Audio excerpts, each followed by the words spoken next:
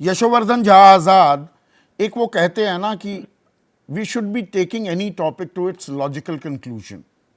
ये मामला logical conclusion तक पहुंचेगा, ये दोषी फिर से जेल में जाएंगे, ये बात तो तय है।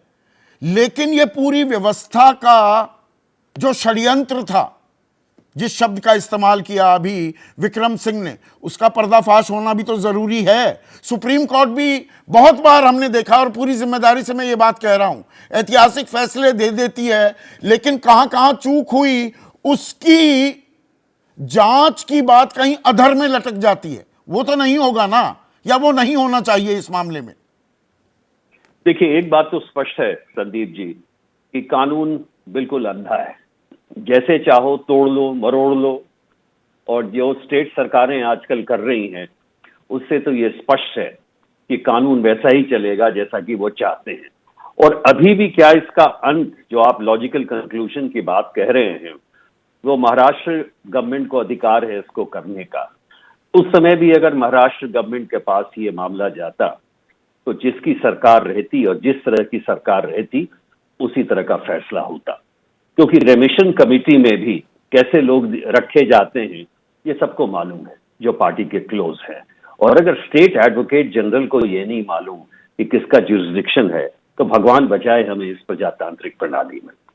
अब दूसरी बात यह है, जैसा कि आपने कहा कि इस पे जिसकी जिम्मेवारी है उसको तो जरूर पकड़ना चाहिए, लेकिन हमने आपने देखा है सुप्रीम कोर्ट ने तो पुलिस रिफॉर्म्स के बारे में कितने बार प्रश्न किए, स्टेट गवर्नमेंट्स के बारे में कमिटी बनी, उसका वेरिफिकेशन हुआ, डांट लगाई, फटकार लगाई, चीफ सेक्रेटरीज और डीजीज को बुलाया, कुछ भी नहीं हुआ। इस प्रकरण में सबसे दुख की बात यह है कि जो मेन मुद्दा ये था कि रेमिशन ऐसे पापियों को कैसे मिल सकता है, क्योंकि नए कानून में सेंट्रल इसमें था भी। और नए कानून का ये छोटी सी इंटरप्शन कर रहा हूं यशोवर्धन आजाद जी, प्रधानमंत्री अभी हाल ही में राज्यों के डीजीज और आईजीज डीआईजीज को संबोधित कर रहे थे, और नया कानून जो आ रहा है उसे लेकर उनकी स्पष्ट ताकीद थी, आदेश निर्देश या नसीहत, कोई शब्द आप इस्तेमाल कर लीजिए, कि औरतों के लिए वो कहीं भी कभी भी घूम सकें वैसा वातावरण सुनिश्चित किया जाए। और एक इधर बिल्किस बानो का भी केस है। बिल्कुल सही कहा आपने, बल्कि उन्होंने कहा कि डंडा और डेटा साथ साथ चलना चाहिए, विमेन सेफ्टी बिल्कुल टॉप प्रायोरिटी है और साइबर सिक्योरिटी भी प्रायोरिटी है। लेकिन दुख की बात यही है कि प्राइम मिनिस्टर जो 2014 से हर डीजीपी कॉन्फ्रेंस में जाते हैं और 2-2 दिन वहां लगाते हैं, ऐसा किसी प्राइम मिनिस्टर ने नहीं किया है। लेकिन प्रधानमंत्री जी के रहते भी पुलिस रिफॉर्म नहीं आया, पुलिस स्मार्ट बन नहीं सकी, और उनके ही ब्यूरोक्रेट्स ने और उनके ही चीफ मिनिस्टर्स ने इसको रोक दिया, और मॉडल पुलिस एक्ट भी नहीं बना है। तो ये दुर्भाग्य की बात है। ठीक है, हम अपने सिस्टम में बातें बहुत करते हैं, क्रियान्वयन नहीं करते। और ये क्या माकूल वक्त आ गया है कि supreme court it should walk the talk also, कि फ्रॉड हुआ है, तल्ख टिप्पणियां की हैं, जवाबदेही भी तय की है, लेकिन जिम्मेदारी भी तय करनी होगी। ये यहां तक हुआ कैसे, ये गड़बड़ झाला किसने किया? देखिए, अगर ये नहीं होगा, जैसा अभी हम लोग बात कर रहे हैं, अगर ये नहीं होगा, एक जिसे कहते हैं ना नजीर, अगर आज नहीं बनेगी तो वो लिमिट हम लोग क्रॉस कर देंगे।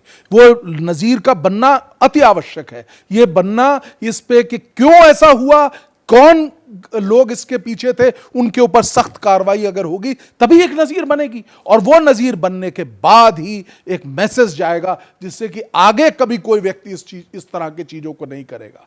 तो यहां पर उज्जवल निकम जी, आखिरी सवाल, 40 सेकंड में जवाब चाहूंगा। जो बात अभी डीजीपी विक्रम सिंह भी कह रहे थे कि इस मामले में कहां किसने चूक की है, यह सीबीआई जांच का विषय होना चाहिए, 30 दिन की टाइम लिमिट बांध देनी चाहिए।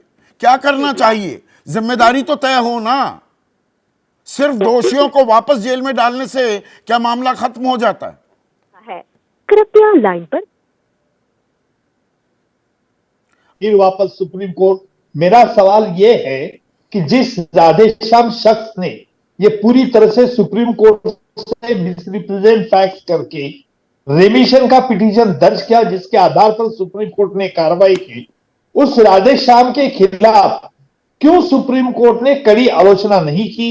सुप्रीम कोर्ट ने उसके खिलाफ क्यों ऑब्जर्वेशन पास करके उसको डायरेक्ट फ्रॉड अगर करता है सुप्रीम कोर्ट के साथ, तो उसके साथ ऑफेंस रजिस्टर करने का सुप्रीम कोर्ट ने क्यों ऑर्डर पास किया? और मेरा यही सवाल और मैं भी मुझे उठा लगता रहा है था कि सुप्रीम कोर्ट को वो आदेश भी जारी करना चाहिए। और राधेश्याम का जो जिक्र किया है, बिल्कुल वैलिड पॉइंट यहां पर उज्जवल निकम उठा रहे हैं। जैसे ही घड़ी का काटा दोपहर 2:30 पे आए, बबीता जी का दिल सास बहू साजिश के लिए मचल जाए। और ये है इनकी बहू, पूरे दिन ऑफिस की टेंशन हो जाए गॉन जब ये करें अपना फेवरेट शो फ्री टाइम पे ऑन। इनकी तरह आप भी देखिए अपना फेवरेट शो अपने टाइम पर और डाउनलोड कीजिए एबीपी लाइव ऐप अपने स्मार्ट टीवी पर।